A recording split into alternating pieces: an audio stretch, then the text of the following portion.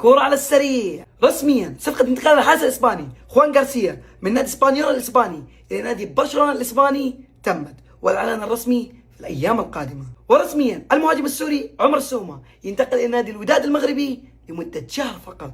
ورسميا نادي مانشستر سيتي الإنجليزي يتعاقد مع اللاعب الجزائري ريان إتنوري لمدة 5 سنوات. ونادي مانشستر سيتي يتعاقد مع اللاعب الفرنسي صاحب الأصول الجزائرية ريان شرقي لمدة 5 سنوات. ومانشستر سيتي يوقع مع اللاعب الهولندي تيغاني لمدة 5 سنوات. ومانشستر سيتي يعلن رحيل الحارس سكوت كارسون بعد 6 سنوات قضاها في النادي. ونادي تشيلسي يوقع مع المدافع الفرنسي مامادو سارا لمدة 8 سنوات. ونادي جالاتا سراي التركي يوقع مع اللاعب الألماني ليروي ساني لمدة 3 سنوات. ونادي بايرن ميونخ يعلن عن قميصه الأساسي لموسم 2026. ونادي انتر ميلان يعلن عن قميصه الأساسي لموسم 2026. ونادي مانشستر يونايتد يعلن عن قميصه الأساسي لموسم 2026. ولمتابعة أخبار سوق الانتقالات اضغط على الزر الأحمر وتابعني.